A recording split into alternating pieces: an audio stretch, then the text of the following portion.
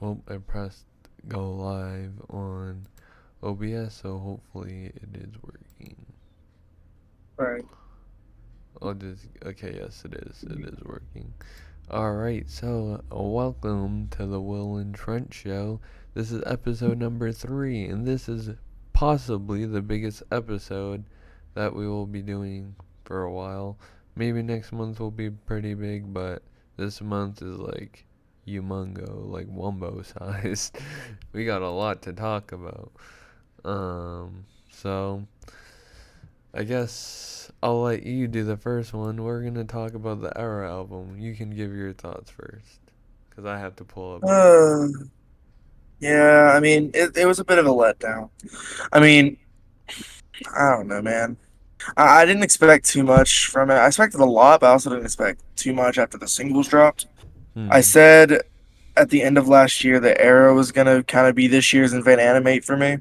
They didn't Hmm. take that because it Yeah. was it was it was really disappointing. Most of the songs sound the same aside from Blue Reverie and the occasional different song here and there. And there were some Hmm. bangers on there, but it just wasn't it for me personally. Yeah. I've honestly, this is my most disappointing album of the year. I haven't been disappointed with an album like this in like so long because like LP5, I love that album. Like it was a no skip record for me, which is sometimes hard to find. Like I never skip a single song every single time I listen to it. I think it was my number 1 or number 2. I don't remember if it was that or Iridescent in 2021. But I mean, I was expecting a lot, especially when Pale Iris came out because like I like that one and I like Cure, so I was like, alright, like, I was like really excited about it, and then like I don't know, like it feels like it kind of like I don't know, yeah, they tried too hard. It felt like to be like melodic and different this time, which is good that they wanted to be different, but like it feels like they tried like way too hard to the Right. point where like they kind of lost what made them, I guess. Yeah, And I it agree. I agree. it's weird too because like for ERRA to do more melodic stuff because like what's it called, Jesse's project Ghost Atlas just came out with their album in January, which was like more melodic and stuff, so I feel like I don't know if like people wanted more melodic ERRA, that was basically it. So it was like kind of like Mm. similar. It's not the same thing, but it's similar in a way. But yeah, Yeah. I loved LP5. My favorite. The self-title Uh, was phenomenal. yeah. So, yeah, that really sucked. I thought that it was maybe just the first time listen, but I've tried listening to it many more times, and it was just like, eh. So, Yeah, it didn't hit me too much. Like Pale Iris is still obviously a really good song, and then you got I gotta actually remember the song name. I'm sorry, I have to pull it I up. really I've done wish completely Pull. forgotten what it I was. really wish Pull from the Ghost was on this album because I like that Oh yeah, song. Puff from the Ghost. Yeah. So, I feel like that might have been either a B side or a it was just a tour song. yeah, I think so too. It was a mono. Another song that was really good was Slow Sour Bleed. I actually quite enjoyed Ooh, that one. That I was one think. that I did quite enjoy. It was different. It was Let me. different in a good way, I I think felt. that. I think that might have been one of the ones that I liked. Let me check at, cause like the songs that I liked, what's I it still called? love Blue Reverie. I do I still love liked it. Blue Reverie, but like even still, it's just like Crawl Backwards Out of Heaven. Yeah, I think. It's cool, but it's very basic gent, I feel. And I love myself some gent, you know me, but Yeah, it's gotta have a meaning to it as well. It can't just yeah, be gent or technical for the sake of being technical or gent. yeah. So yeah, sour blue bleed was. I mean sour, slow sour Sour blue bleed. bleed. Yeah. Um, that was one of my favorite songs on the record, and Cure Yeah, obviously, Cure Pale was pretty Iris. good. but I don't know. It just didn't hit that hard, which I was really disappointed because I like most of their album. The only album I don't really like, also, but like I like it, but it's not like I go back to it that much. Was the one before the self-titled album? I think it was Neon or Breach. I don't remember. Well, I know It was Breach. Neon. Neon, It was yeah. Neon. Breach was on that one, but I like that album, but it's just like I like Drift a lot more. Drift was like Uh-huh. so This good. is iconic. Yeah, Mhm. I apologize if I'm yawning a lot. I had a long week. I Hmm. had a long week, truthfully. And Another release, real quick, because I didn't get to tell you about it before we started this. Born of Osiris dropped a new song. I I'd like to give my thoughts on it real quick. I didn't listen to It's it. called Elevate. Yeah, I know, but I'm gonna tell you, you're not gonna like it. So like, there's that anyway. But yeah, I don't know. I just feel like they've lost. Born of Osiris lost the creativity that made them cool in the Damn, past. You know what I mean? we're starting Because on like, like a bad mhm, note because like the next thing I was gonna talk about is also yeah, yeah, disappointing. yeah. Oh But yeah. yeah, go ahead. You going? Born of Osiris is a band I really enjoyed like in high school. Even throughout college, like my 2 years in college, like I still really enjoyed them. Their last album, Angel or Alien, was actually one that I really enjoyed. But I feel like they've lost the creativity, like the fun guitar work that made them cool, if that makes sense to me Hmm. anyway. And I even feel like with Joe leaving, it just kind of we're missing something, since Joe left, the background vocalist and the keyboards. Yeah. We'll see. We'll see where they go. I will listen to the next album because it is Born of Osiris, it's a band that I followed for a while. But Dang. my hopes aren't high. My hopes are not high for their next record if and when they drop it. Yep. And this band I'm seeing in a few weeks with Architects, and they dropped the album in March, but we didn't get to it. And that was That album in March. While She Sleeps, Self Hell. Oh, And I thought it was alright. I wasn't expecting too much because like with the ERRA album I expected a lot and it was disappointing. But like with the While She Sleeps album, I was like it'll be okay. It's not gonna be anything crazy, and that's kind of what it was. Um, and I like the last two albums that came out before this. Well, wait, actually, I don't. I liked Sleep Society. It was alright, but I think the album before it, which a lot of people seem to disagree on, I thought that was better. So what? So, but a lot of people said that album's not good. So maybe I just have a bad taste in music. mhm. So, but See, with me, um, I didn't like it at all. Sorry, I didn't like it. It's one of those albums that it has a cool concept to it, but it failed execution. I mm, didn't like it too much. I only gave it like a four. If I'm being real, mm, it damn. sucks. But The songs I liked from it was To the Flower. That song is awesome. It's hits really hard. Down, Leave Me Alone, and Dope Stick. yeah, I think those were the only ones I liked. One thing I yeah, will down was say.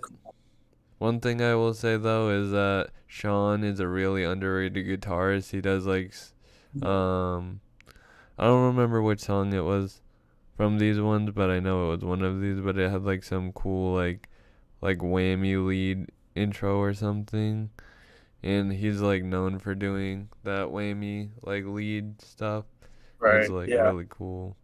So that's yeah. why I feel like he's underrated. Mhm. But I gave He it is a a good guitarist. I just feel like the songwriting is not there. Sorry for I actually interrupting you. actually I gave it a 6 out of 10 because like compared to Era, like that one I think I gave it like a 4 or 5 out of 10 because like I had my expectations were high after the last album. I gave So Era a six. I gave Era a six, but it's still disappointing because I expected at least a nine. yeah. But Yeah. this next album also came out on the same day, and it was the complete opposite. This one was a fucking banger of an album, and that is Boundaries. Death is a little more. I think I So might give it album of the year. I've listened to it a couple more times. I've I realized it's really good though, so I don't know. I gave it a 9 out of 10. I really like it. Hmm. Um, one of the songs. Wait, hold on. One of the songs kind of gave me the uh Pale Light Lingers. It kind of gave me like a Alpha Wolf vibe, I think. Gave me August Um, Burns Red vibes, honestly. yeah, Like I and feel like it gave me that really classic metalcore vibe. oh yeah, and Easily Erased. For some reason, the chorus reminded me a lot of Jesse Cash from ERRA. I don't know Oh why, yeah, but I can see why. I really liked the album though. It was like a mix of metalcore and hardcore, and it like really worked. So it It looked. gave me that. Sorry. It gave me that classic metalcore vibe that like you'd hear in like maybe the late 2000s, not counting emo core, crabcore, nothing like that. Speaking more like yeah, speaking more like the August Burns Red side of it, Phineas side of it, Yo, maybe even a yo, little Kill Switch. You know what I mean? So it's like, yo. I Speaking of August don't know. Burns Red, they did the cleansing with Will Ramos, and it was cool, but I couldn't. I don't feel like it added anything. Yeah, I was like, where?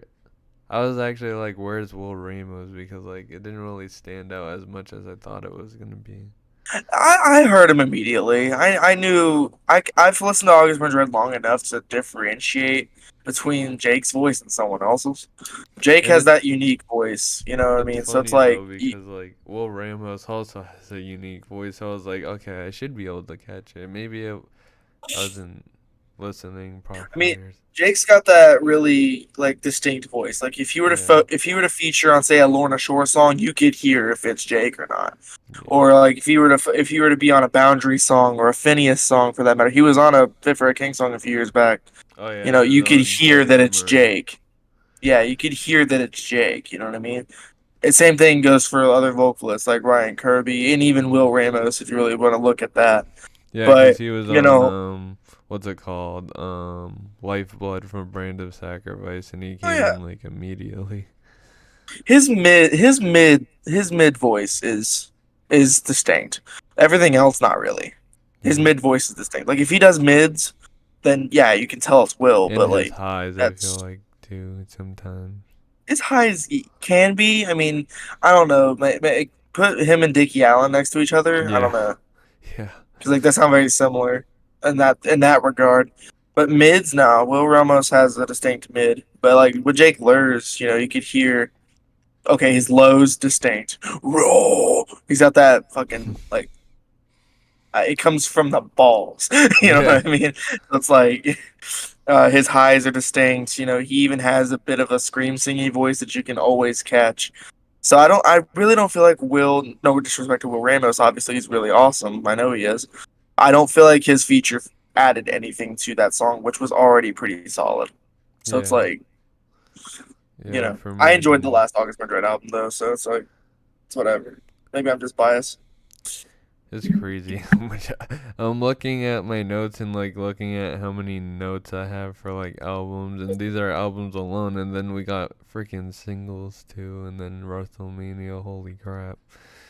Yeah. But anyways, this next album also came out in March on the day that While She Sleeps and Boundaries came out, and it's the last album from this band, Sum 41.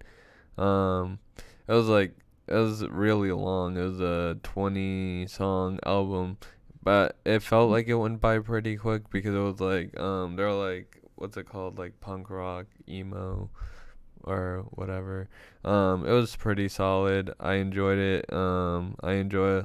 It sounds like they never left. It sounds like as good as like they were back in like the 2000s, which I like because I think they were like in their 50s or something. So that's pretty Mhm. impressive because like sometimes when bands get older, they lose their sound.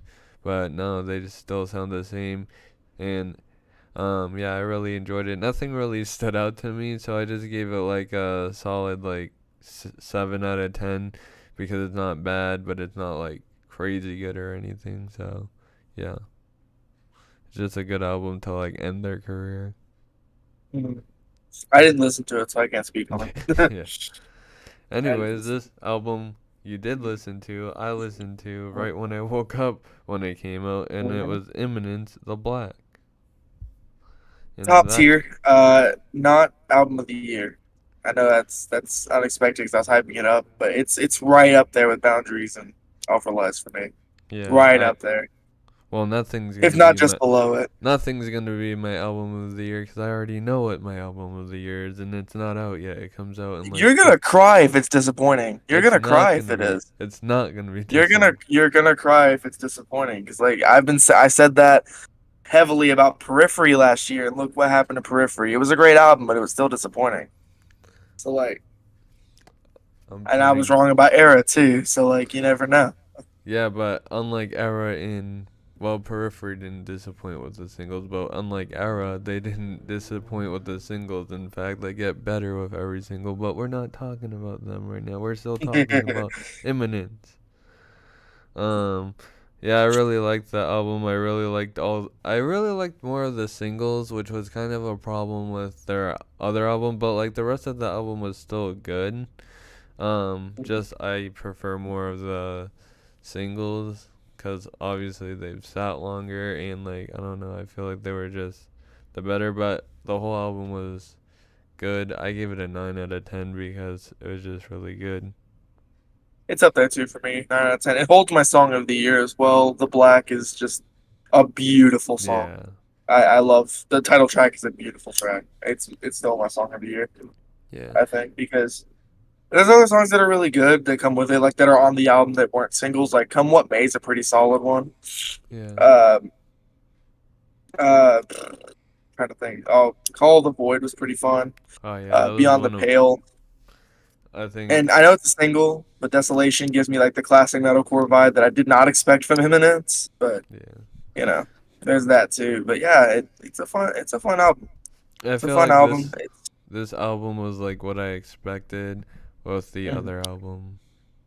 The last one, Ghost, I think it was. I don't know. Wait, Heaven in Hiding. That's what it was. Yeah, Heaven Ghost was Hider. one of the singles. I should know that because Heaven in Hiding was my favorite off that album. Mine is Temptation. That was like the big one. But See, their last album was very like mid. it. It was good, but it was like it felt like everything. It felt like it didn't have a difference in any of the songs. Yeah. The singles stood out, obviously, and that's not an issue. I mean, singles standing out, it's never been an issue for me. I mean, they're Yeah. supposed to. I mean, they're out longer. I mean, you immediately know what the song is, but so that's Mm. never typically an issue for me. Yeah. What the issue was that there wasn't much variation. This album had variation, which Yeah. is something they were highly missing. So I think that's why Exactly. this album has the edge over Heaven and Hiding, and I think this might be their best work yet. Yeah. True. And I feel like that being said, they're going to continue to evolve. You know what I mean? Because I feel Especially, like, especially because especially in they're the not on Swedish the metal scene, label. yeah, in the Swedish metal scene as well, like there's a lot of competition too. You got Vilgiarta. I know they don't speak English, but whatever.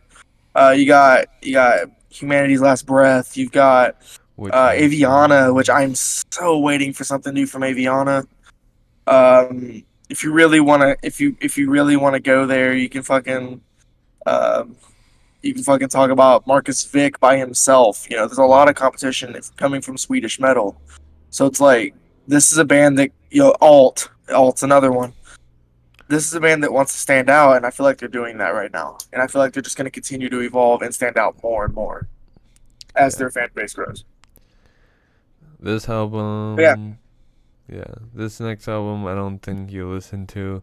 I just listened to it because I heard it. I heard like one song I think on Sharp Tone because it's a Sharp Tone album. It's like this emo band called Letters Sent Home, and it was a solid album. It gives me like it was kind of Like it sounds like because they have like other bands like in the post-hardcore like realm, like Caskets and Boston Manor. So it kind of like I kind of like I was expecting something like that, and I wasn't because the bands like know the most on Sharptown are like August Burns Red, Alpha Wolf, Of Mice and Men and stuff. So it was kind of like weird.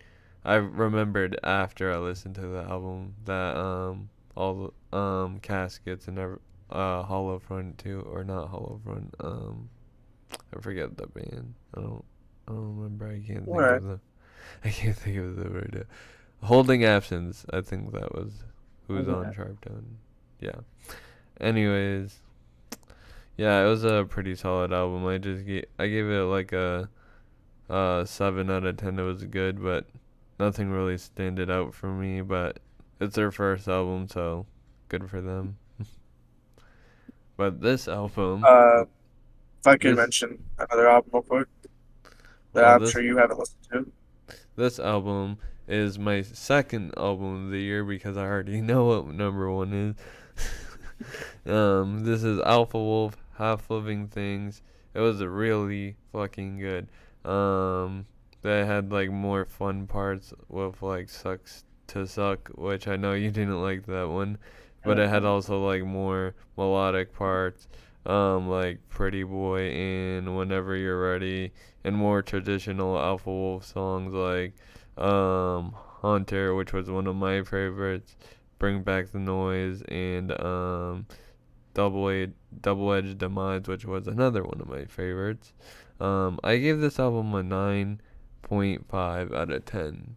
So yeah, right now this is my album of the year, not counting Knocked Loose because it's not out yet. This album's pleasantly surprised me. It really did. I mean, I'm not gonna lie to you. You know, Hmm. just to be that guy. No, I gave it an 8. And the only reason is because it sucks to suck. I'm sorry. I don't like Yeah. that call out. Yeah, I don't. I'm not. It's just not my thing. But the rest of it was pretty solid. Whenever you're ready, top tier. Obviously, I loved Haunter. That's a fun one. Any track that reminded me of their last album. Hmm. And that's also gonna go into my main con for this album too. I'll get to that in a sec. Anything that basically sounded like their last album, I enjoyed. That being said, this album sounded a little too much like the last one. That's the Yeah. problem. I feel The like they. production didn't seem changed. The sound didn't change at all. The only difference was I don't know how to pronounce his name. I'm sorry. The vocalist, Yeah, um, Locky. I don't Lashi, remember either. Aki, yeah. Well, I should know he because he experimented a bit. He experimented a bit. That's about all that really changed. That's the only con, and that's why it's an 8 out of 10 instead of a 9 yeah. for me. I don't know. I feel like it just is like kind of what I was expecting from Alpha Wolf. So it was just like, oh, good, it didn't suck, and it was really good. Mhm. It was just really enjoyable.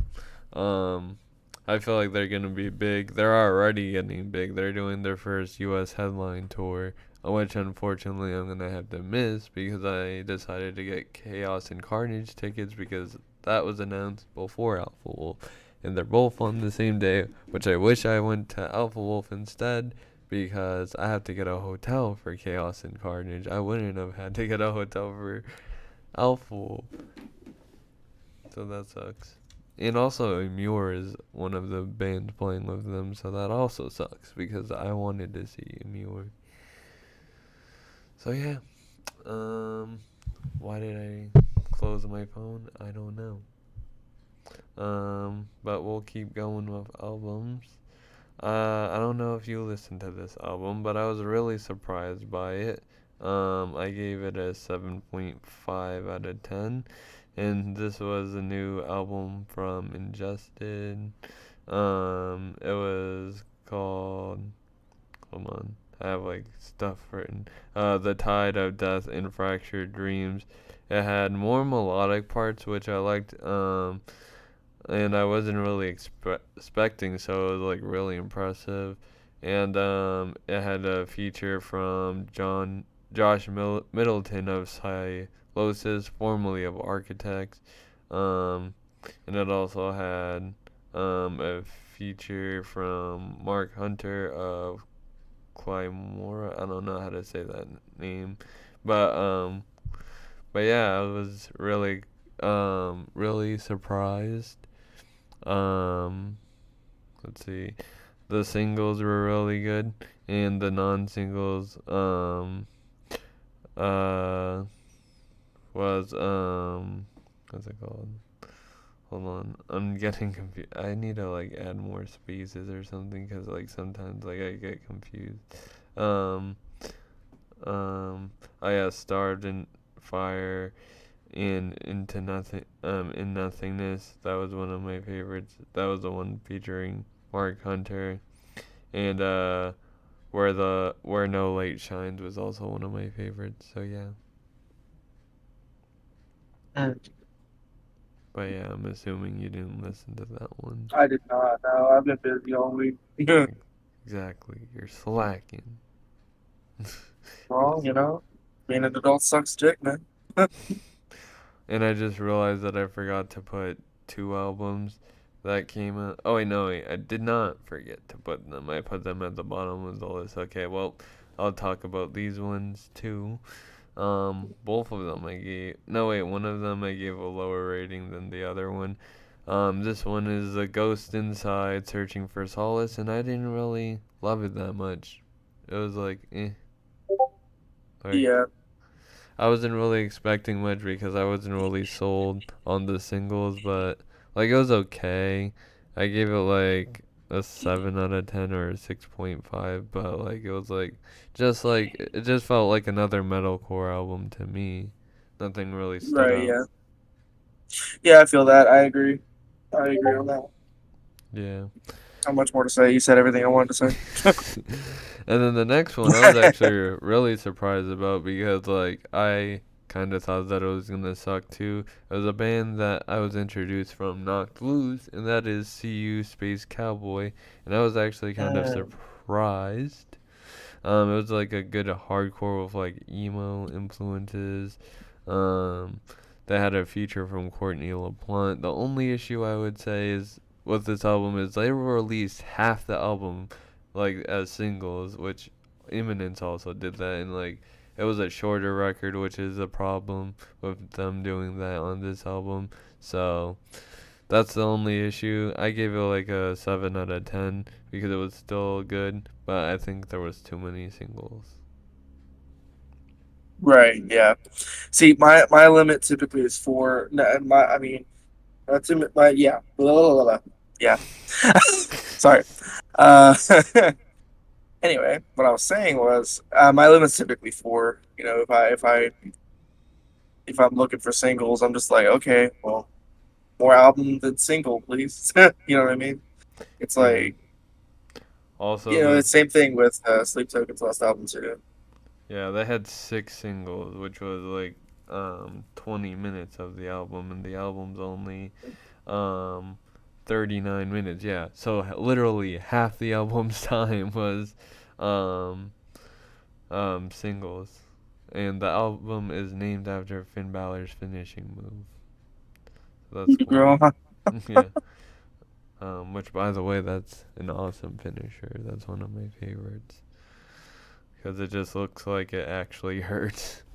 Driving your knees does into somebody's freaking stomach. bro, it's Like, fucking feet into the sternum. anyways, Like, we'll talk about WWE in a little while because next it's on to EPs, and the first one is Greyhaven Stereo Grief, which kind of gave me like a Every Time I Die feel, um, in some of the songs, and also weirdly like a Foo Fighters vibe.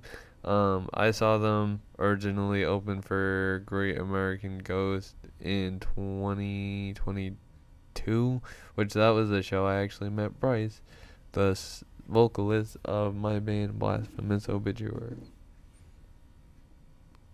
So yeah, I see. I didn't check that out. Sadly, bro. that's one I haven't heard of, dog. I'm sorry. I I didn't look told you into to it. check it out. You are I slacking. know. I You are know. I know. Shame slacking. on But I me. think you will like it if you check it out. I hope so. It's I'll check it a out. it's I'll a give my thoughts next episode. solid state. record album. Yeah. Anyways, I'll check it this out. album I feel like you probably didn't, or EP I feel like you probably didn't like, and that is North Lane, Mirror's Edge. I'm torn on it. I'm torn on it. Same. It's it's it's it's. I It's like the idea. I I do. I liked it. I like the idea. I What are you like gonna say? Sorry. I liked it better than I liked what's it called, Obsidian. Obsidian I only liked really the I don't know about that singles. one. Yeah. I don't know about that one.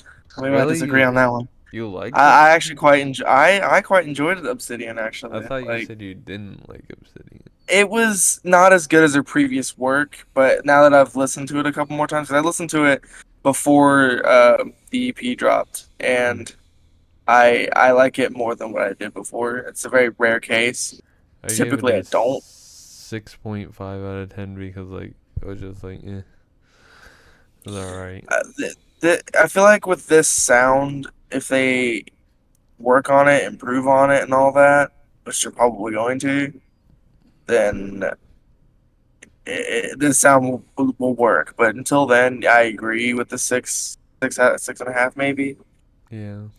Just yeah, it didn't hit, but I can see what they're doing. That's why it's all right with me. I'm all right Alright. with it. Well, now we're done with albums and EPs, and now we got a crap ton of singles. And the first one, I don't think you probably listened to. It was Better Lovers, The Flower. Wait, hold up. I don't think I put the whole name of the song. Um, but yeah, I remember liking it when I heard it. This has the former members of Pretty every. solid one. Yeah, you did check it It's a out? pretty solid one. I did check it out. Yeah, I mean it's not. I mean again, it's not my style personally, but I'm always willing to give it a try. So it's always like Yeah, it was hey, if I like it, I like it. If I don't, I don't. I'm not gonna I'm not gonna shit on. I don't. I typically try to keep away from shitting on singles, but like yeah, it was a unless it's like flower. really terrible. It was the flowering. Yeah, that's what it was called. I just called it the flower for some reason. But yeah, I enjoyed it. Um, Will Putney is in there, and it feels like whatever Will Putney is involved in, it's automatically gonna be good. That's probably why. I thought that was half the reason Knocked Loose was good for so many years because he produced all their albums, but apparently I mean, they've proven that wrong because they're still kicking ass. Um, so I guess we'll just go right into that. And there's been two singles since the podcast, I'm pretty sure. Unless, I don't remember if we talked about the last one. Wait, let me just see when Don't Reach For Me came out because I think it came out after the I podcast. think it did too. Yeah, it came out April 3rd. So there's been two singles this month. Damn.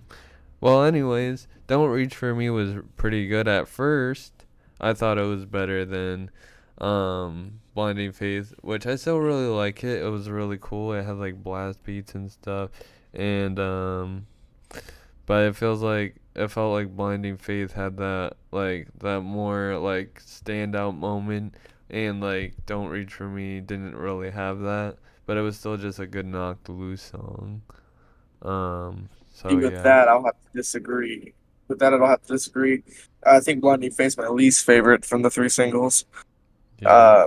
I don't know. It didn't feel like anything different. I didn't like Knock Loose is a band that I haven't followed too much, and the reason why is just it's not my style. I'm not gonna shit on it, Yeah. but it's like they have some good things here and there. I did like A Tear in the Fabric of Life. I did like that EP, Yeah. but like it's because they tried something different. Yeah. However, with the single with Blinding Faith, it just didn't feel like anything different. It just felt like the same old Knock Loose to me. Yeah. Whereas with, say, Don't Reach For Me, it was like, okay, it's a bit longer, still brutal, still Yeah. knocked loose, but it's different. Suffocate, on the other hand, so far is my favorite because it feels like something different. It's Yeah, I not the agree. same old formula, you know what I mean? I don't care how short it is. I typically like the longer songs, but if it's short and it's good, I'm cool with it. You know what I mean? So it's like, you Suffocate know, is my favorite single, and it's really mhm. interesting because like what's it called? Brian's part and Poppy's part, which by the way, when you watch the music video, the transition they did was so fucking cool cuz like Brian is Yeah. screaming and then he like just throws the camera over to Poppy. That was really cool. Oh Um yeah, that was sick. um but but yeah, like I think Brian did his part, and like I think Poppy like basically took like the same lyrics and then did it, but like for some reason it felt fresh. I think like the instrumental was a bit different. You think I know for 100% sure because I've listened to this song 130 times and it came out yesterday. But yeah, I have a problem. This is why I think it's gonna be my album of the year because yeah.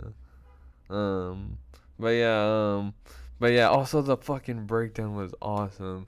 It like was like a reggae beatdown, like breakdown. But yeah, Yeah, what the fuck? I was like, what the fuck is that? that was so fucking cool Um, though. Something else I also want to add. Their vocals really complemented each other well, which is Oh yeah, surprising. I So s- like that dual vocal at the end before the breakdown was very, yeah. or at the and even at the end really was It's like very Brian's it fit. younger sister, basically. Yeah. That's what it is. It's like Right. Brian's Yeah. sister just featured on the track or something. Right. Yeah. See, I feel like Poppy sticks out more when she's doing the heavy shit, not the Poppy stuff. No pun Yeah, intended. exactly. Cause like So it's like, some of my favorite Poppy songs are like Blood Money. That song's like awesome. And she did say songs cheese, for WWE before. say cheese. Yeah, Say Cheese was awesome. Let me see, cause I have all the songs that I like from Poppy. Like I didn't like her album that much last year. I think because I think it was more of that like Poppy sound. Haha. But Yo. yeah. I liked I Disagree. I reacted to Poppy a lot when I did reaction videos. Phil the Crown, I remember I did like that one too. But yeah. I'm super excited for this album. I wish I wasn't broke right now because I'd probably pre-order every single variant of the album on vinyl, which I never would do that. But this is Another thing like I want to add on real yeah. quick is the fact that I did say before that if Suffocate wasn't good and I didn't like it, that would that would kill my want to listen to the album because And they made you it a know, single, yeah. and it ended up being really good. So I was like, okay, I'll check it out. That was the You know, one single I'll end up checking it out. that was the one track on the album that I was scared about. I was like, "Oh god, they're going to do something like Violence Against Nature from um Bad Omens." But no, they didn't. See, even if they went melodic, I wouldn't have minded. You know what I mean? I've always been cool with heavier bands going melodic as long as it works. You know what I Yeah. mean? Not everyone can pull it off, and I feel like one of those bands that could is Knock Loose. I So feel it's like they like, could pull it off. It's just like I just don't want them to lose what makes them them. I know like their songs can be like a lot bit samey, but like they have their sound. And that's something like a lot of bands can't say sometimes. eh, I suppose. Or like in ERRA's case, they tried way too hard and then like they like kind of lost what made them ERRA. No bit for me. But yeah, I'm super excited for the album. The only other song that has me worried is the other feature on the album, Slaughterhouse 2, featuring Chris Motionless. Hmm. I think that one is either just gonna be stupidly fucking hilarious, heavy, and just like ridiculous, and or it's just gonna be like, I really, I don't want there to be cleans in it because I don't know. I feel like that's it's just gonna be a motionless in white song with not or a knocked blue song with motionless in white Yeah, that one, that's fair. That's fair. because Absolutely. Slaughterhouse One is basically a knocked loose song with cleans. I wouldn't say that. I was gonna say I wouldn't say that. Like I get or like basically a motionless in white knocked loose song, yeah. Mm. Because it like what's it called, like the instrumental, especially live, like it hits harder. I feel like, um, but yeah, um, but yeah. I love though in Slaughterhouse, by the way, that like that is how you use a feature, knocked loose and motionless, motionless and white both know how to use features good.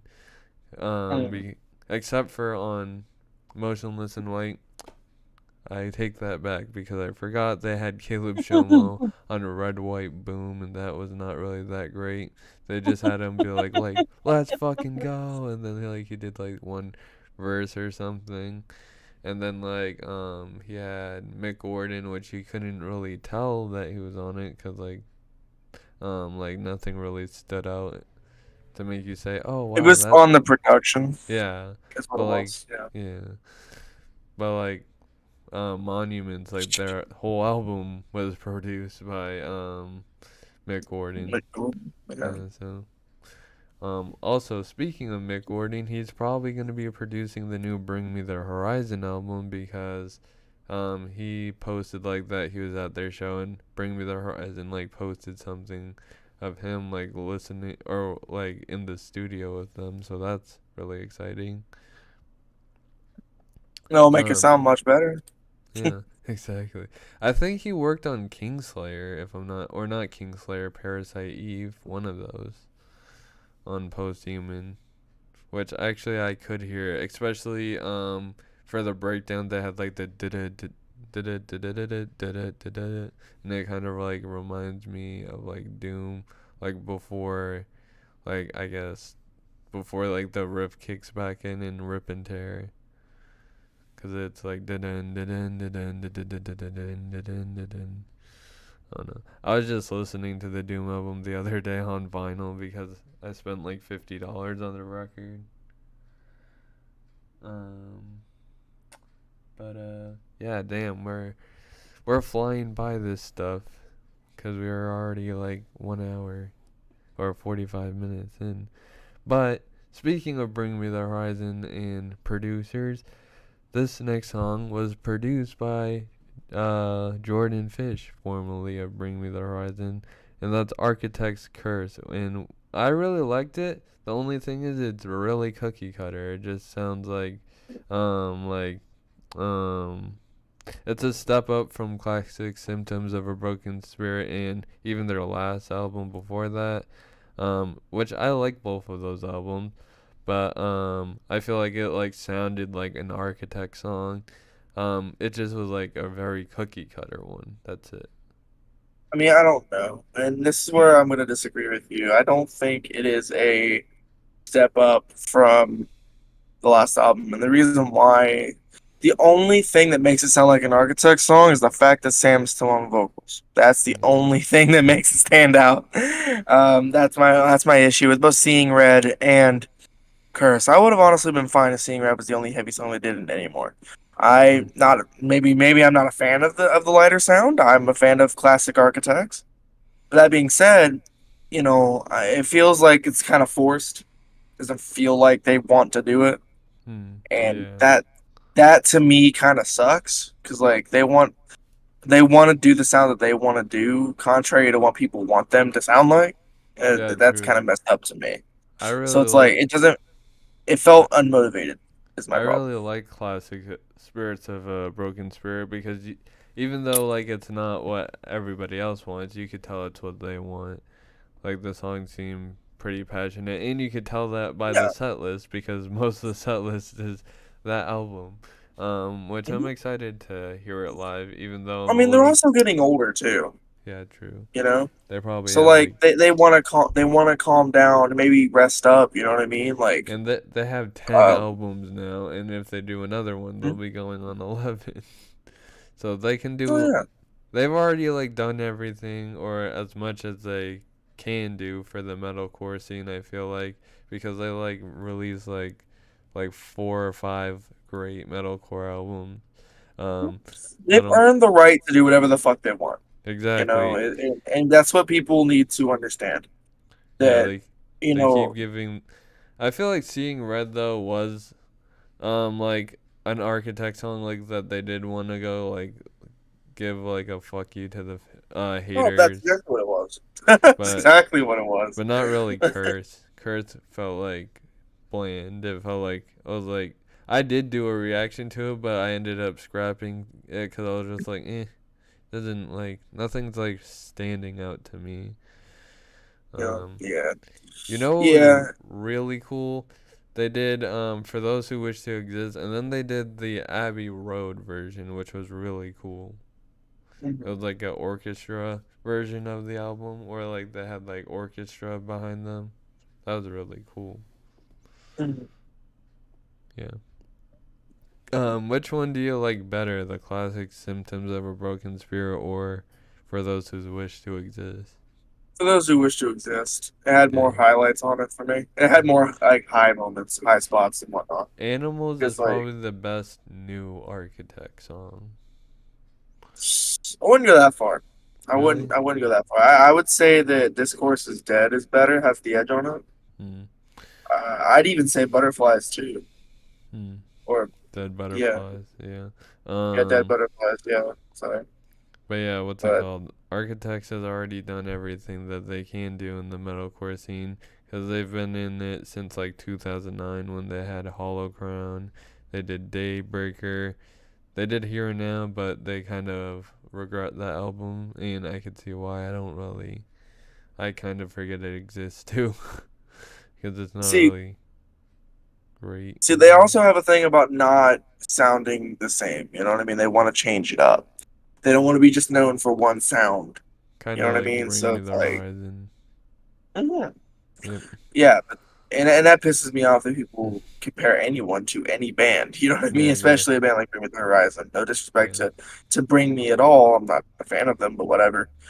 It, Bring Me is another one of those bands that just wants to sound like them, no one yeah, else. You know what I mean? So it's like that's where people just gotta respect and draw the line too. yeah. Because it's like Architects they've been around for a while. They have the right to do everything. They get way too Stop much shitting on hate them. too. Like somebody like jumped on stage in Australia and tried to attack Sam or something because they didn't like the album or something. I don't remember. Or like they grabbed the I didn't mic hear and about that. said like that Tom would be disappointed in them. It was like last year or something. I don't Mhm. remember. But yeah, I just remember that happened. Because Sam talked about it with Nick Nocturnal. Speaking of that, we're gonna end up clashing podcasts because he's interviewing fucking Brian Garris at 7 o'clock. I don't know what I'm gonna do about that. I might listen to it on my phone while also doing this multitasking. Um, but Also, what's going on, Aaron, on YouTube? that's my little See you in the brother. chat. What's up, broski? How's it doing? You doing How it do? how What it it be? do? So How yeah. it be the doing? Anyways, let's talk about one of the best singles of the month, and that's "Make Them Suffer" Epitaph. Oh, It is fucking song of the amazing. year. Mhm. Arcade. I Song mean, of the year. why did I say fucking It's up arcade? there. But Start yeah, it in the black. We're up there. "Make Them Suffer" never misses, in my opinion. Yeah. Well, as of lately. Um, Oh no. yep. And the chorus is just so fucking good, and like both Mhm. Sean and Alex's voice, they like just match so perfectly, and like yeah. um Alex is undoubtedly the best keyboardist that has joined that band. yeah. Absolutely, Mhm. undoubtedly. And Makes Them Suffer is also another band that just continues to evolve with every release. Yeah. Back in the day, they were your typical metalcore breakdowns galore and all that, heavy vocals, and Sean's always been an amazing vocalist. Um, with the only difference was they had a female singer. Yeah. That's the only difference. And then like I also like the with older every stuff. release, oh yeah, the older stuff's great, but Yeah. like with How to Survive a Funeral, Oh yeah. That's that what is. that's their best work to date as far as albums go. Mhm. And then you got their new singles. So like even including Contraband, even though we Exactly. don't talk about Booga. Yeah. But I um, just listened to How to Survive the Funeral the other day because I have it on vinyl, and I was just like, oh, I haven't listened to this in a while, and Epitaph slapped really hard, so you know what? We're gonna listen to it, and it's fucking amazing. Epitaph was a banger. Yeah, absolutely. I'm just hoping we get an album this year, Yes, or please, for the even love of God. even early next year. That'd be fine as long as we get one soon. You know what I mean? Yeah, Because it's like I've been been too dying for long. to make them stuff for a record.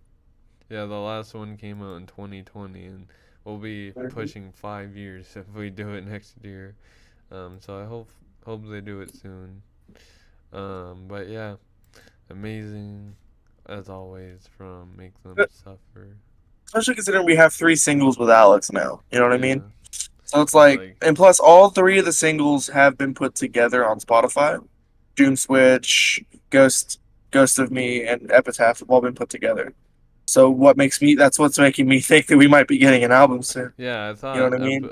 I Or thought there were maybe even an EP. An EP will be fine. I'm fine with an EP. Just something. You know what I mean?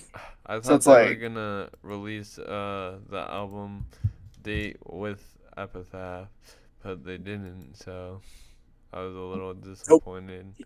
They're probably gonna drop a fourth one and then think about Yeah, and then talk about it. Or if they do it. yeah. Please, for the love of God, we need it. We need the, we need a new Make Them Suffer album. You're making us suffer waiting for it. I guess that's the And that's point. that's one of the only bands that I feel like can dethrone Invent Animate for me as far as the Yeah, 2020s go. That's yeah. about the only band that I can think of right now. Unless Periphery goes back to like that classic technical sound, which is what I love from them, Probably not. you know, or I mean, I'm fine with the new sound too. I mean, Hell Stands my favorite album from them, so like, Yeah. but yeah, they're about the only band I can think of right now, unless another band just does something crazy revolutionary that can dethrone Heavener. You know what I mean? But Mhm. as far as until we get it, until we get it, Yeah. it's not happening. Anyways, let me just. I'm making a thumbnail right now because I forgot to do it before the stream. But let's talk about Wage War Nails. It's okay. It's better. It's way Yeah, better I than thought it was a I lot felt better something than from it. Magnetic. You know what I Yeah, mean? exactly. Absolutely. It feels like Manic too. Exactly. You know what I mean? That's literally what I said. That's what I Mhm. said when I said. Yeah, it's Manic too. Absolutely. Mhm. It's an all right But track. I mean, that being said, this leads me to believe that this next record's gonna sound just like Manic, and that's not what I yeah, want. yeah, I was That's like not what I hoping. want. I do, however, feel like Wage War's found their sound. I do Yeah, think so. I feel like this is the sound that's gonna differentiate them from everyone else, yeah. which sucks. It's not the sound that everyone wanted, but suck a dick. Same thing with the fucking Architects. Same thing with It's Architects, man. I yeah. mean, It come sucks, on. but it's also good because now they won't be a ripoff They of Architect because well, that's see, they what. they they also enjoy it too. So it's like, again, you Yeah, can't yell at them for that. but We may not like it, but they do. So that was the problem with Pressure. They try to be like, I mean, not Pressure. Was it Pressure? The one that they like try to it be was like, pressure.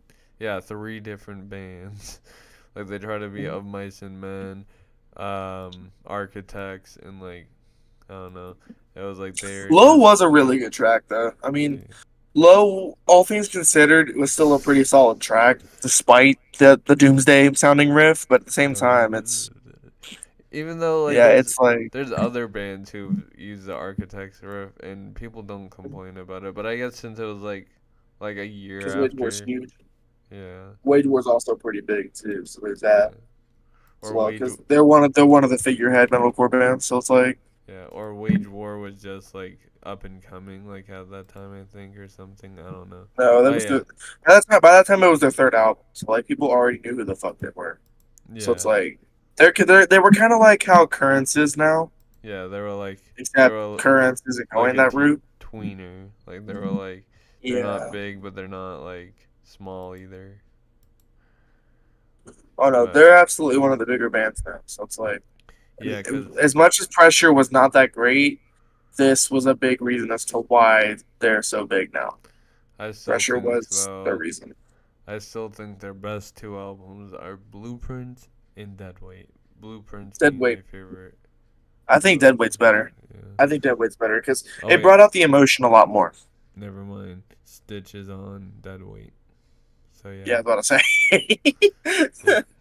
Although with the riffs, I would give it to Blueprints. But as far Yeah. as like overall vibe, The emotion, and only all around listenability, I would give it to Deadweight. I like Spineless and The River mostly, and Blueprint, and they had a 10-year anniversary of that album. They had Five. Surrounded on that, and I really liked that one too. So, but yeah, that was a good album, but I think Deadweight was better. But yeah, but it sounds like they're just gonna make Manic 2, which sucks, but whatever. It is what it is. But anyways, here's a band that is blowing up recently and somehow has a million monthly listeners without even having an album out yet. And that is Throne with their song Nights, which is a banger. Hopefully they're gonna announce an album soon because like damn, like all their singles have slapped and like I don't know, I feel like they're just doing singles at this point. They're like, oh, nope, singles are working, so we don't need to do an album. But they have 1.1 million monthly listeners, and they've only been around for like a year or two. 2021, so like 3 years. So yeah, did you Burns listen to it? okay. They're they're not a yeah. The new single's okay. I mean, again, it's not my style. You know, it's Yeah, just me. they kind of got the It's not same my cup of vibe. tea. This kind of got the same vibe as like Alpha Wolf. I feel like a little bit, or Diamond Construct, which their album is coming out at the end of the week, which we're gonna miss a review for. We're gonna have to wait till what's it called? May to do, which we got a lot. We got a lot in May to talk about as well. Oh yeah, also you had two releases, Lorne and Eternity's Edge. Yep, Well, Animal for Morn, which mhm. has been actually pretty well received. Thank God. Thank God, it's a very experimental one. Yeah, I really like And that one. Eternity's Edge with Masquerade, which is also experimental. Actually, Um, I really liked both of those. Yeah. yeah, you kept talking to me about it better be an ass beater, no singing, No no singing. I'm singing, like, it's no not gonna singing. have singing. It's Okay, it's it's a heavy one. I don't, I Yeah, don't, go check out or you're a loser. yeah, exactly. I was kidding. I don't think we talked about the new Diamond Contract single because it came out the 29th. Um, I actually didn't even check it out. Whoopsies. really? I I thought you actually said you did not did. know. I thought you said you did Wait, and you wait, were wait. like, Which single are you talking about? What single are you talking about? Hell Inside You. I thought you said that was the one that Oh kind of. yeah, I did. I thought you were talking about they dropped a new one. I'm like, huh? No. Yeah, Well, I did check it out. I did like they've been it was dropping solid. teasers for the album and it looks really fucking good. So, I don't Yeah, I know. did check it out. So I thought you were talking about they dropped another one. I'm like, huh? No. No. But Wait. the, but yeah, they've Yeah, just I did been check. dropping like teasers on Instagram, and I'm like, damn, I'm really excited for this album. I was already excited, but now that I'm like hearing bits and pieces of it, I'm like, all right. So yeah, that's gonna be awesome. Maybe it's actually gonna come out tomorrow because they're Australian, so it'll be Friday tomorrow for them. So I could probably find it on YouTube. Maybe I don't know, cause they're not signed, so like they might have it to release because I know for Switchblade OST it was like supposed to come out on a Friday, and I was able to listen to it like Wednesday at like 9 or something when that came out. Switchblade OST, which I know I think this one's your least favorite, but it's my favorite of the singles. I really liked it. I don't know.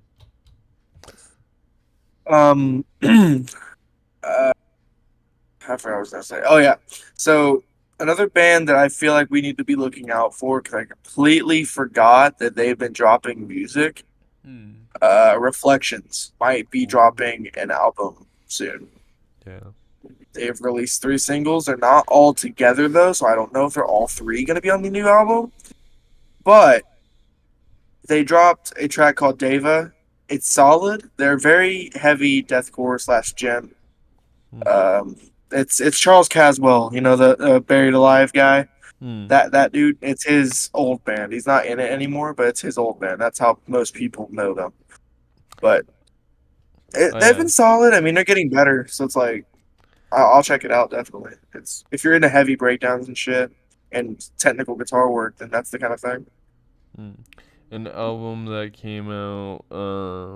I mean, is coming out.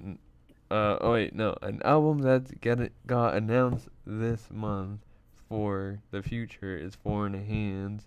What's Left Unsaid, and I'm really excited for that album. They're like a hardcore band, but they also have like emo influences a little bit. Well, because they had Oliver Appleyard of Static Dress on the first single, and like their other single was a more hardcore song. They featured on Dying Wishes their first album. I forgot what it was called. Fragments of a Bitter Memory. Yeah, I think that's what it was. But yeah, that's how I found them, and so yeah, I'm excited about their album. I think it might be their first album. I'm not sure, but yeah, I'm excited about that. And then obviously Knocked Loose and like Mobs the Flames and Devitalized is coming out with an album. Um, Knocked Loose and like Mobs the Flames on May 10th and Devitalized May 17th, which gotta represent the local Massachusetts hardcore, metalcore. I don't know what genre they are because they kind of like have different sounds. Like they're like metalcore and deathcore, I guess.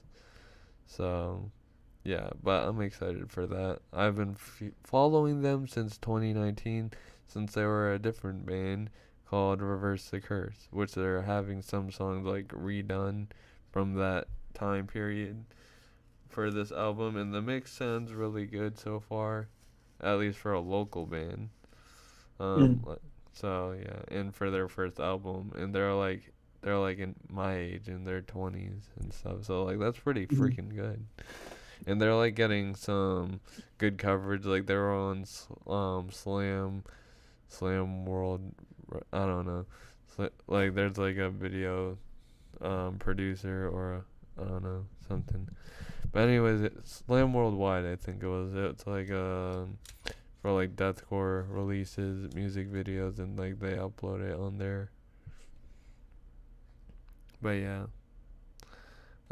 Anyways, now we're gonna talk about the huge thing that happened in the beginning of April, and that was WrestleMania 40, not 41. Why did I think 40? Yes, that's next year. Wrestlemania. But yeah, um, so the first thing that happened was Rhea Ripley versus Becky Lynch, and it was a lot better than I thought it was.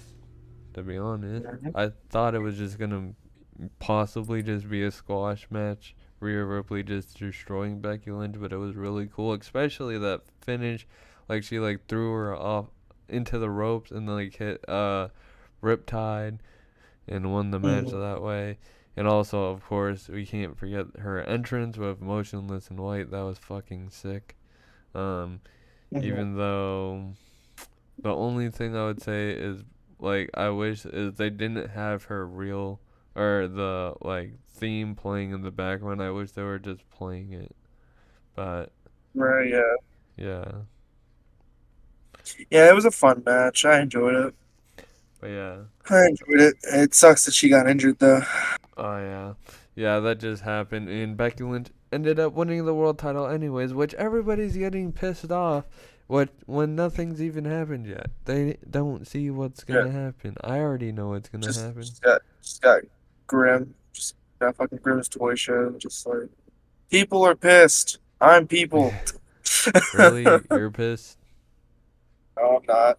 I'm Okay. not. I'm not so much pissed about it. Other than it's like okay, well maybe they're trying to build up, live more. Yeah, exactly. It's like I know exactly what they're gonna do. They're probably gonna have Becky and Liv feud, and then they're gonna fight at Backlash. So then Liv Morgan can beat her clean, which would be better for Liv Morgan than her eliminating Becky Lynch in the Battle Royal. yeah. Yeah, so that will be good, and then people will be like, oh, okay. But like, I feel like the internet IWC just like blows up whenever like they don't get anything their way. They're like, oh, they're like, Triple H is the worst booker ever. I knew it all along. He was gonna fuck everything up. But yeah, I don't know. I do Uh, kind of wish someone else won, but like either way, it yeah, still works. I kind of wish that Tiffy worked. Today, Tiffy won. Oh my god, Oh, not I don't think. Well, Tiffy's not on Raw either, Oh so yeah, like, but yeah, yeah, she wasn't even in the match. I don't think, was she? Oh yeah, she was. She was. She was. I'm dumb. yeah. But But anyways, yeah. Anyways, the next match was kind of crappy because of the finish. It was Rey and Dom, or Andrade and Rey Mysterio versus Dominic and Santos Escobar. It was a good match, but like the ending just sucked. The ending yeah, like true. ruined the match. Facts. And Yeah, it like sucks. I mean, I'm pretty sure Dom got injured in that match too. yeah, he did. But like it's Yeah, so annoying because like now 2 years in a row, Rey Mysterio beat his son because of interference, and he's supposed to be the face. If anybody should have the interference, it's Dominic. But yeah, that was really I wish they would have annoying. given Dom the win. I At least, understand. I mm, mean, sorry. yeah. I think what should have happened is Carlito should have attacked Rey Mysterio, and then Dominic should have won because they kind of like were like, oh nope, Dragon Lee's gonna be the replacement. Oh yeah, I forgot to update this because it ended up being Dragon Lee, I think, in Rey Mysterio, not It was Andrade. Andrade. It was Oh yeah, Andrade. okay. I couldn't remember. But Yeah, it was the other way like around. Dragon Lee got injured, yeah, so yeah. Oh yeah, replaced him because with Andrade. yeah. Because I think it was Carlito who attacked Dragon Lee because he was like jealous because like Dragon Lee was like new, like he just came out of nowhere, and Carlito's been in the LWO, and he was like yeah. So I feel like he should have attacked Rey Mysterio for that. Kind of like what happened with Rey Mysterio and Dominic. Like Edge replaced Dominic, so Dominic turned on Rey. I feel like they Mhm. should have done that again. Um, so yeah, um, yeah, that was just a crappy ending. But this is a. At first, I was really upset about this, but now, as I've seen the rain, like, in like the story that came after this happen, like, I'm more okay with it. It was Sami Zayn dethroning Gunther's reign, which ended up ending in 666 days, which yeah. But anyways, God um, forgive me. but yeah, God forgive me. I said the number. I but have yeah. sinned. But at Sorry. first I was pissed off. I was like, "Are you fucking serious?" Like I was really mad. I was like, "Oh my god, why Gunther?" Because I wanted him to like be champion till like what's it called, the Bash at Berlin or whatever, or at least because like all the upcoming pay-per-views are European.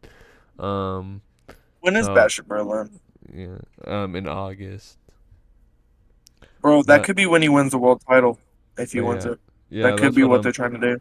that's what I'm thinking because they have King of the Ring. I feel like they're gonna have him win it and win the title Yeah. somewhere. So Yep.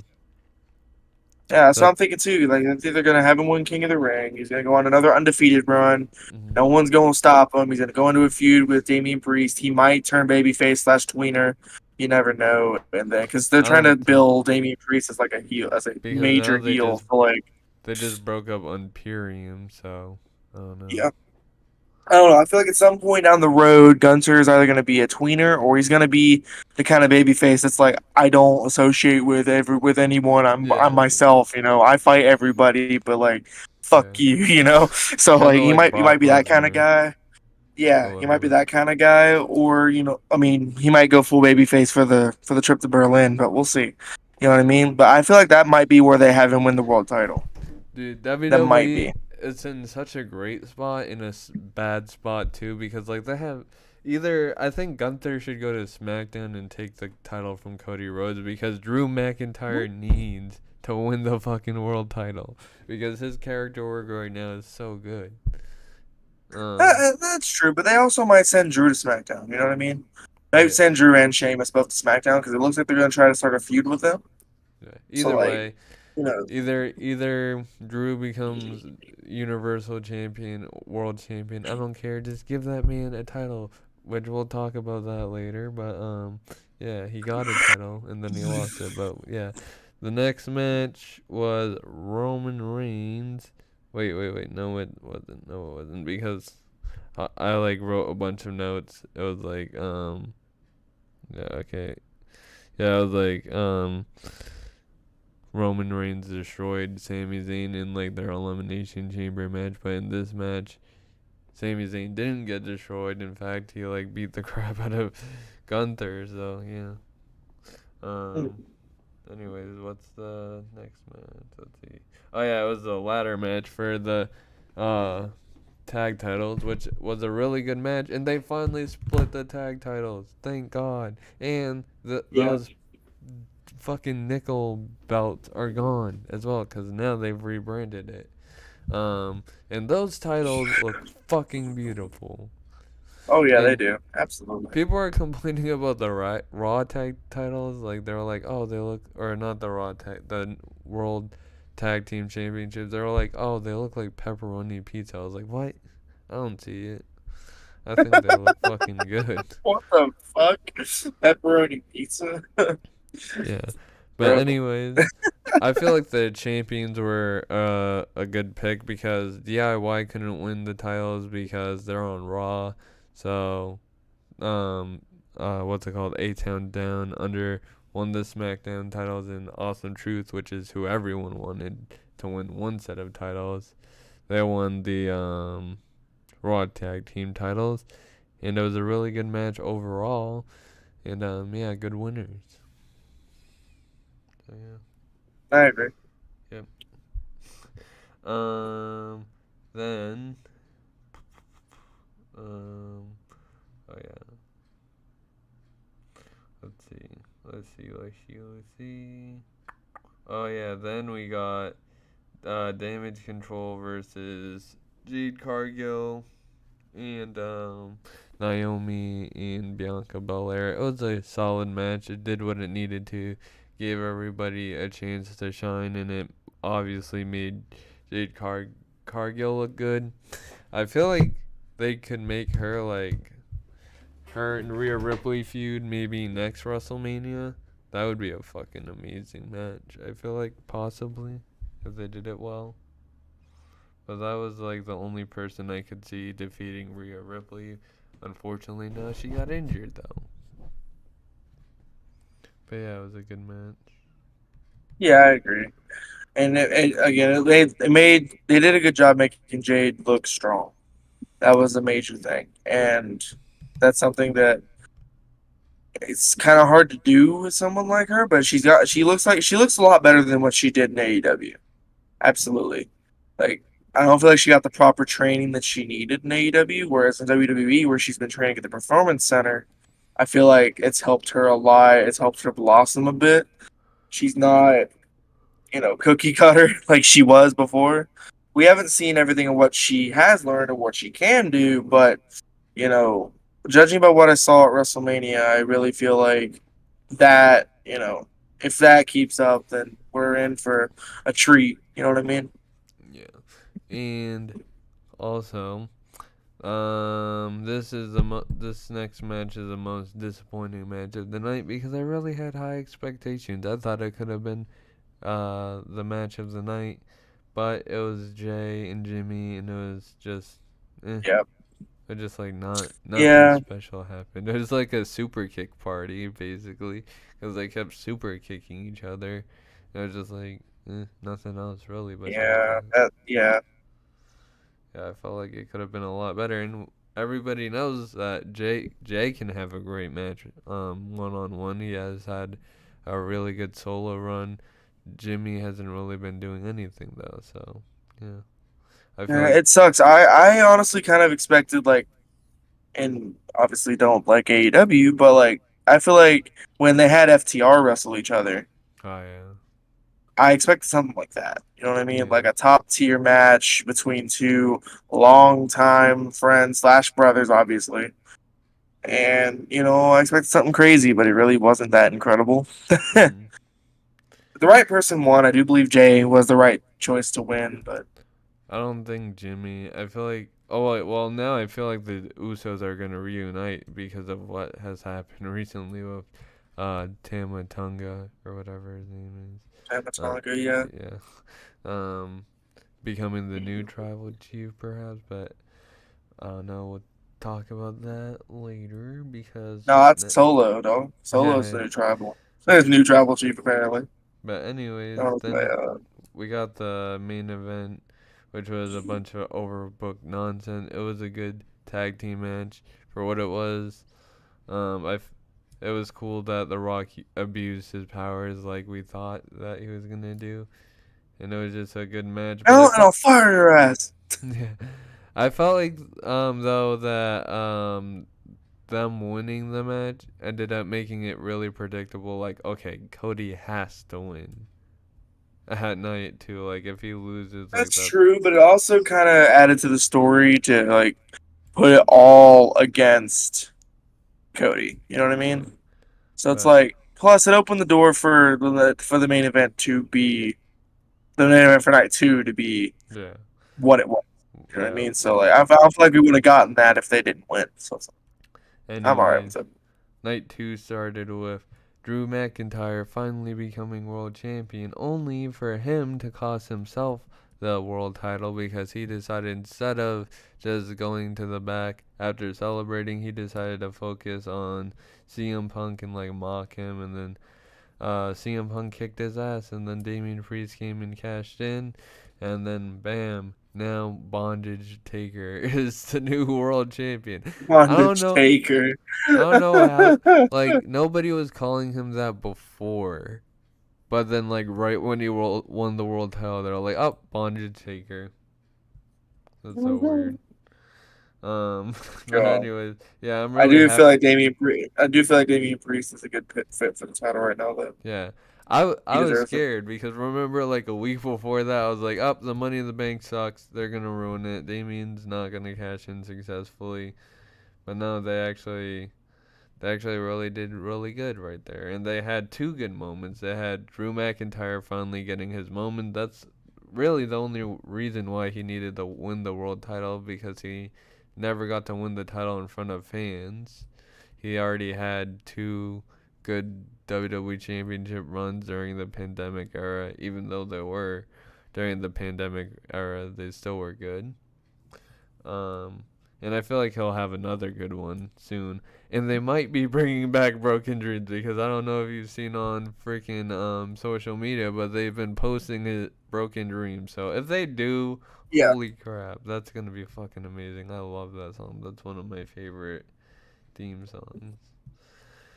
Um, but anyways, the next match was actually a lot better than I thought it was gonna be. It was the what's it called? The street fight between the Final Testament and the Street Profits with Bubba Ray Dudley, and it was just like a fun match. That's all it was. There was no story. It was just like um cool spots and like just fun, crazy nonsense. Mhm. I That's agree. all you could really say about it. And then the next match, I actually was really impressed with. It was LA Knight versus AJ Styles, and LA Knight was doing a bunch of new stuff that he's never really done before, and he finally got his WrestleMania moment, and hopefully at some point down the line this year, I don't know. It feels like LA Knight is just like always at the right place at the wrong time or something because like he's super over right now, but there's so many other people who could also be world champion like Gunther, um Drew McIntyre, so many other people, CM Punk probably in the future, so many other people though, and then there's LA Knight who can't even win a title. So I don't know, I really Oh hope he yeah. can, but yeah, so Anyways, the next match was also really good. Like, I don't think there was any really bad matches except for like the Usos and yeah, the Usos match and just the finish of Dominic and Rey Mysterio tag match. Um, like those are the only ones I would say were like disappointing. But yeah, Io Sky versus Bailey was great. Bailey got her moment, which was really overdue because Bailey like carried the pandemic era for women's wrestling and maybe just in general because she was really entertaining during the Yeah, pandemic era. So yeah, I agree. yeah, that's it. That's about all you can say. And Io Sky had a solid run as champion. So like I felt like it was the right time.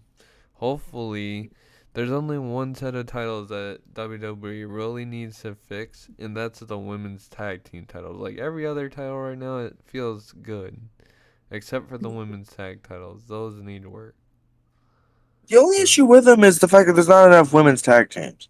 I'm which I, fine with the design. The design is fine. no, yeah, I know. I don't mean the It's design. I mean yeah, it's the the amount of tag prestige. teams.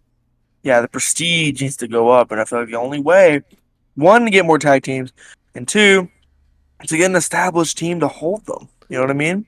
Like the Kabuki Warriors Kabuki. may be that, but they need to like defend more Yeah, often. They've only exactly. defended once. And now they're two-time tag team champions because they were tag team champions in like 2019 or something. I don't remember, but Mhm.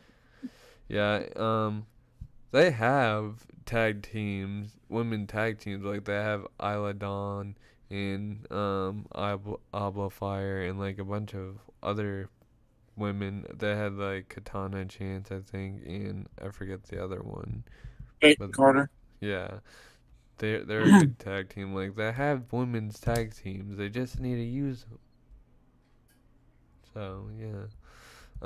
Anyways, this is the last match on the card. We went through this episode a lot faster than I thought. I'm surprised. But yeah, this last match was a match that we all needed to go the way we wanted it. I feel like Oh yeah, if it didn't go the way like it would have been a whole uproar. But yeah, Billy uh, was going to riot. yeah. But anyways, basically the ending of the match was WWE's Avengers. Everybody came Basically, out. Yeah, the only one that actually fucking there was two moments that surprised the shit out of me, and we were watching it together. It was the Undertaker that surprised the fuck out of me. I was like, holy fucking I shit. heard the gong. I was like, "Holy shit!" I was not expecting that. I was actually expecting like Stone I was Cold. expecting like to hear glass breaking. You Yeah, know but yeah, what? that was really cool. They had a freaking video of Undertaker like a fan recorded it. Undertaker running towards the ringside area so he would be able to make it in time. It was hilarious. And then there was He wasn't under the ring this time. What? yeah, and then there was another one where like when the lights went out and like he rolled out of the ring, he rolled out of the ring like he had no back issues at all. He was just like, "Oh, bye." But yeah, that was fucking funny as shit. And then the other one that was surprising was fucking the Shield. Like for a moment, I thought I was the Mhm. only one who thought that John Moxley was gonna come out. Obviously that wouldn't happen, but I was just like, wait a minute. I was like, I was about to wait say, the a minute. Triple H just open up a forbidden door? Hold on. Yeah. I was like, On a side note, real quick. Actually, no. I'll wait till we're done talking about the match. But like, I want to kind of bring up a side note once and we're done then talking about the same thing that happened to Drew McIntyre kind of happened to Roman Reigns is like that he was like too focused on Seth Rollins. He attacked him with the chair, and that's what ended up costing him the match, which is how Drew McIntyre lost his title because he it. I mean, focused on CM Punk. the thing with that is, if you look at the way, like, obviously Seth was dressed for the Shield Yeah, he hit and him. how the Shield ended. Yeah, he hit Seth the hit Roman in same. the back with a Mhm. chair. Yeah, exactly. So Roman went for revenge. exactly. But that's what I'm saying. Like, is that's what his downfall was, going for revenge instead of focusing on Cody Rhodes. But it was a poetic ending, because Seth Rollins ended the Shield, and as well, Seth Rollins said, "I'd be your Shield" to Cody Rhodes, Mm-hmm. like on that one episode of SmackDown or Raw, I don't remember, but and Raw. then yeah, but yeah, yeah, it was a good match. I really hope we get Roman versus Seth down the line in a WrestleMania match, and there's no bullshit this time, because the last time we had it at the Royal Rumble in 2022 ended in disqualification, which was a little bullshit. Hmm. Yeah. But Vince was booking that at that time, so. Yeah, But it's looking like they're going to build up a bloodline civil war of sorts between yeah, Solo, Tamatonga, and whoever else he brings, if it happens. Or and Roman and the Usos. yeah. What if Roman Reigns gets in the Hall of Fame next year? That would be ridiculous.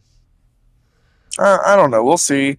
I don't feel like Roman has openly said he's not retiring. He's Yeah, just taking time off. yeah, So it's like, I mean, I mean, he takes oral chemotherapy every day yeah. I because was the cancer won't go away. So it's like, yeah, I was a little worried because like people said he was gonna retire, or he said that he might have to retire or something. well, that's why his schedule is so light. It's because Yeah, of cancer. Like, I feel yeah, like if he didn't have leukemia, he'd be wrestling every day. He'd be on yeah, the show every day if he wanted to be.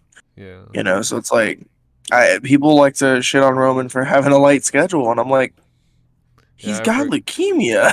Like, he's I lucky he's forgot wrestling at about that. all. Yeah, exactly. Like when I thought it went away or something. So, but like when he He was talked on about it on the remission. Pat McAfee show, I was like, holy shit! I was like, damn, he's been wrestling with it still, basically. He's been defending the championship and his life at the same time. Well, he said it doesn't affect his ability to perform. He just has to, Yeah. take the chemotherapy. But the side note I wanted to bring up was, since it's Triple H, in control now, Mhm. wouldn't that open the door for Forbidden Doors? Hmm. Well, I Like he's mean, already been opening that Forbidden Door with TNA. yeah, which is Bringing in TNA funny. wrestlers at the Royal Rumble every year almost. Mhm. Yeah, cause he did What would that? McMahon. Yeah. What about opening the door to New Japan or the really Forbidden Door AEW? I don't think that'll happen, mostly because of Tony Khan, actually, which people. I mean, yeah, that's true. Yeah, because Tony Khan's just a fucking idiot, and he's just like, oh, Hmm. nope, I want to. Now he's kind of like how Vince acted before. Like, he's like, oh, Well, see, he nope. works with NJPW a lot, but like in Yeah, TNA, obviously, but yeah, for and he some bought reason. Ring of Honor, which sucks. But Yeah.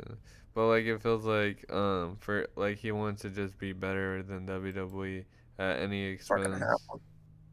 which, Well, see, Triple H, I get the vibe that he doesn't want to compete. You know what I mean? Like he yeah, acknowledges no one's ever gonna compete with WWE as far as like views go. I just yeah, feel as if it's like he wants it's wrestling, man. It's not. It shouldn't just yeah, base off of which company's better. It's professional wrestling. It's all the same. You know what I mean? They should yeah, all come together. Is what I feel like, and I feel exactly. like Triple H wants to do that, but like it's kind of hard to when Vince built the WWE's reputation to where it was. Yeah. So it's like I feel like it'll take time, but he's already opened up that door with TNA. He's already kind of opened up the door. I haven't done like an event with each other. Uh, Bruh. Did I lose you? Well, well, I think he died. He just disappeared into the ether. I can't hear him anymore.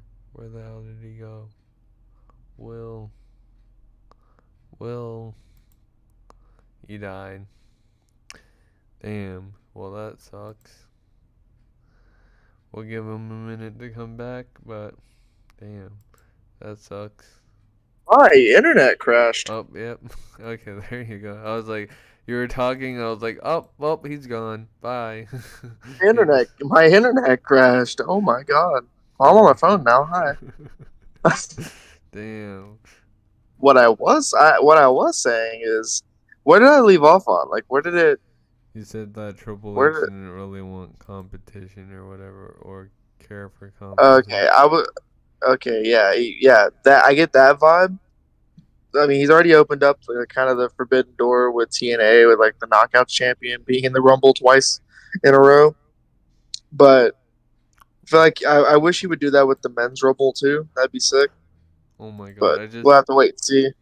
I saw something hilarious. It's in the wrestling chat on Metal Burb server. The custody of Dominic Mysterio, Liv Morgan versus Rhea Ripley in a ladder match. God. That'd be funny. What if Liv Morgan joins the Judgment Day? They make her like Rhea Ripley, and then I don't know. Rhea Ripley's just like I lost everything, and then like turns face or something. I mean, I feel like that's the plan right now Yeah. to turn her face. Mm. I'm coming back on the computer. Hold on. Well, never mind. No. Wi-Fi Well, doing? There we go. all Can you hear me right. now? Yep. Back Okay. from your Okay, we're break. good. Yeah, yeah, yeah. We're back. We back. We good. Yep. Wi-Fi's back now. So I don't know Honestly, what happened there, but I was earlier. I was debating something, and this is the first time I'm talking about it, but at all, I was debating retiring. That's destined for doom because the only reason I say that is because like the blasphemous obituary takes so much time and like especially because of the practices and preparing for live shows and by the way we're about to have merch soon so that's gonna be cool but like hell yeah.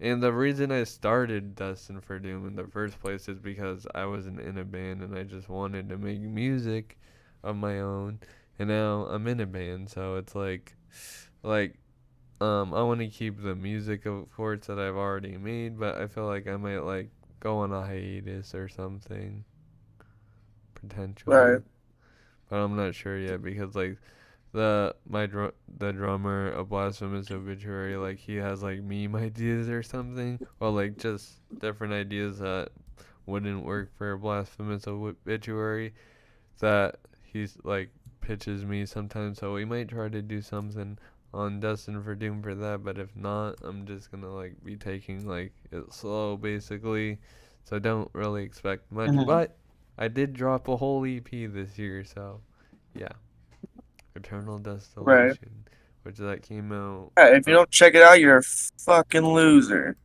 for real Shit's this great. time. Check it out. Exactly. Um, but yeah, that one that was good. I feel like I did a lot better on that than I did with Yeah, absolutely, dude.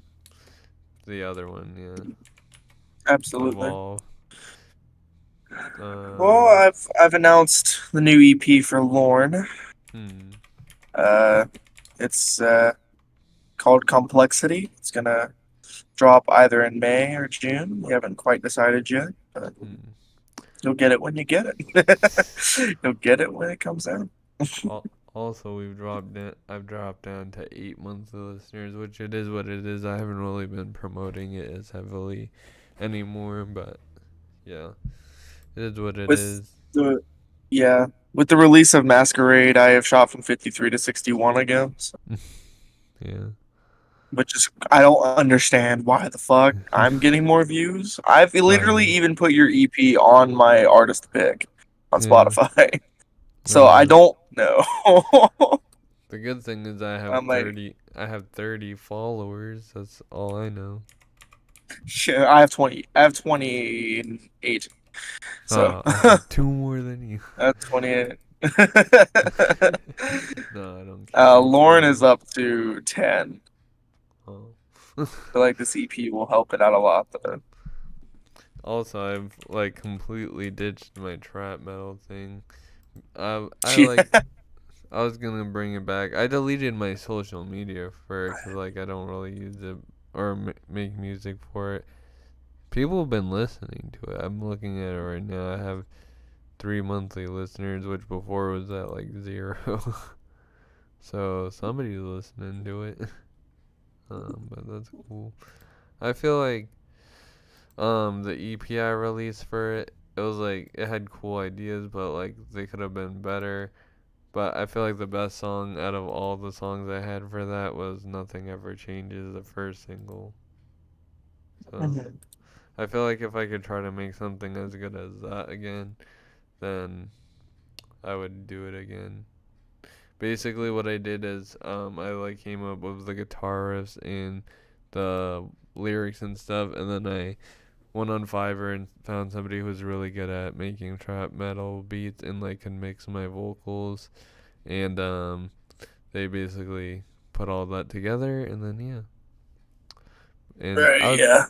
I was really impressed when they did Nothing Ever Changes, cause yeah, the only thing I wish I did better was there was like I did this rapping part towards the end, and like there was one part I had to pause, but now I could do it like fine. I could do it, so I wish I could have done it like all in one take before, but I had to like Mhm. pause and then add the rest, the part where I had to pause. So yeah. I feel that. Because it was like, nothing ever changes, nothing ever. Wait, it was like, it doesn't fucking matter if there's. I don't remember the lyrics right now, but yeah. Um, yeah. Um, so yeah, I don't really know what else to do for that, but Blasphemous Obituary is doing really good, and we're doing merch right now so we could keep using that money. We're gonna sell the shirts for like $20 each. We're gonna use half the money to make more shirts, and then use the other half towards the EP. And then it'll just be like that for the rest of the time because we don't want to have to keep taking money out of pocket because that fucking sucks because we're all broke. So yeah. So yeah, Uh, I might be coming out with Eternity's Edge merch soon. ooh, that'd Can't be speak on Lorne because I'm not the one behind all of it. that'd be cool That's for though. Eternity's Edge, yeah. Yeah, but yeah, and we're I'm trying to getting think of ideas. I'm not creative at all, so it's like I'm trying to think of like design ideas and shit. 'Cause yeah, and I don't want to make something that's just cookie cutter. we're doing a pretty good job right now as of a local following. I know we had like 100 monthly listeners when we first started because like um Bryce told everybody about us and then like everybody checked it out. But I feel like we'd get like a stable monthly listener count if like we when we release singles in a EP.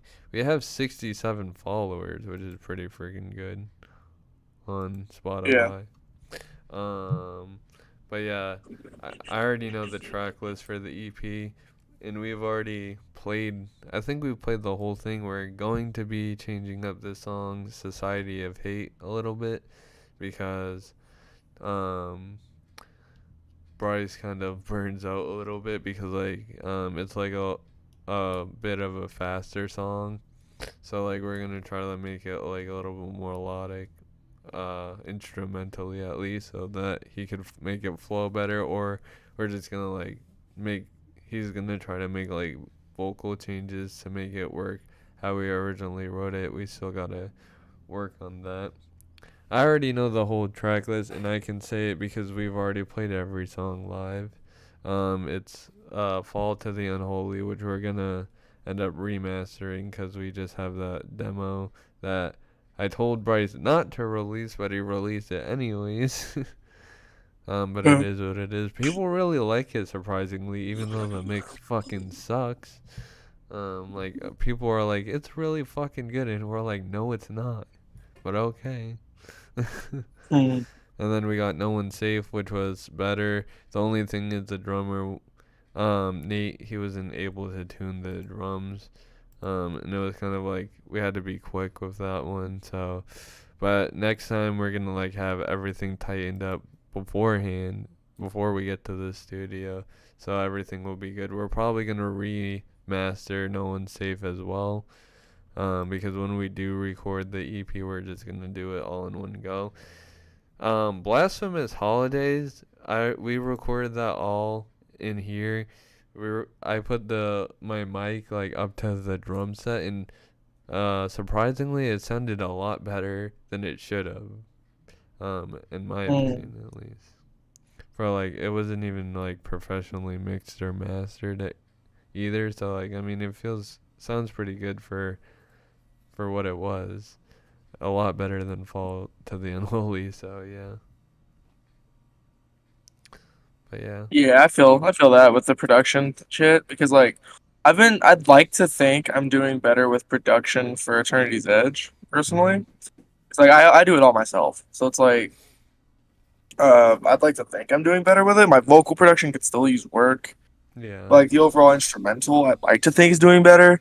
That's what I've been mainly practicing with the two 100%. singles this year. Because those two aren't going to go on albums. It's not going to go on an album. Big surprise, whatever. They're experimental singles, and the main thing I'm doing with them is production practice, really, to see what sounds good and what doesn't. And Uh, with I the Damned, I noticed a couple things that I did wrong. You know, the vocals weren't high enough. On top of that, I feel like my singing obviously still needs work. You know, there's that too. But like, you know, well, with Masquerade, uh, again, still, I don't know. Masquerade's not one that I'm gonna promote too much. mhm. That's just me because I don't know. My project isn't an ass beater project. You know what I mean? It's very much it's a gent project, but like Yeah. it's I don't want it to be just like something someone can go to just headbang to. You know, Yeah. I want people to feel it. I want people to experience emotion with it. You know, sing along to it if they want. You know, Oh yeah. but I'd like to think I'm doing better with the production, but like I don't know. Yeah, something that got announced also in April, it was a festival for over here, and that is New England Metal Festival. Day one is going to be a headline by Killswitch Engage, and day two is going to be headlined by Slaughter to Prevail. So that's going to be pretty cool. Day two has Shadow of Intent also on there, and day one has Psycho Frame, As I Lay Dying, even though that's probably going to be the only time I ever go check out As I Lay Dying live because I don't want to directly support him. I don't care if he's changed Mhm. as a person. I've heard things that he hasn't really changed, but uh, is what it is. But yeah, that'll probably be the only time I go support them. So, but yeah, I'm excited about that. I'm hoping I can go. I really need to start making more money because, yeah, right now I only get like 25 hours, so not really great. And another thing that was just announced today, a few hours ago, and people are not really happy about it. I don't know if you saw it. It was the Summer Slaughter 2024 lineup, which the lineup itself is pretty good for just a regular tour lineup. It's just not good for Summer Slaughter. The lineup is Veil of Maya, Brand of Sacrifice, Gideon, Left to Suffer. There's a hidden band, and a lot of people think that hidden band is Within Destruction, which that is really good Mhm. for Summer Slaughter. 1056, which I'm fucking jealous about. Um, Tala, which also I'm fucking jealous about. Mhm. Cabal, and another band that I don't know because I can't read their logo. But yeah, people were really upset about, like, pissed about it. But I was like, that's a good lineup. It's just, I could see why people were upset about it because the older lineups, like, hold up. The 2018 one, it was Cattle Decapitation, which I could be seeing them at Chaos and Carnage, but I've never really got into Cattle Decapitation. I don't really like the melodic stuff that much. But anyways, Carnifex. I don't know who this other band is. Rivers of Nile, Lorna Shore when they were with Tom, and Brand of Sacrifice. That was like on the 2018 one. Um, Another one. This one. the Black Dolly murder, dying fetus, Oceana, slaughter to prevail, Lorna Shore. Like they've always had like deathcore bands and stuff, but now they have more like Mhm. metalcore bands. They had a whole gent one in 20, I don't know what year this is, but the headliner was BT Bam, Mhm. Born of Osiris, Veil of Maya, ERRA, and I don't know the rest of these bands, but like that's like a gent tour, Yeah. basically. Mhm. Four gent bands, and then Excuse me. Excuse me. You can't have the gent. You can't have a gent tour without Periphery. they did have a Summer Slaughter with Periphery. I just saw it. I don't know where it went. Yeah, I Oh, here it is. It's the 2013 one. It was damn. What the fuck? That's an interesting lineup. Holy shit! I wish I was around for that. The Dillinger, Escape Plan, Animals as Leaders, Periphery, Norma Jean, know. Cattle Decapitation, The Ocean, Aeon, and I don't know that other band. Damn, damn, these fucking lineups are crazy. Holy shit. What year is this? I don't know.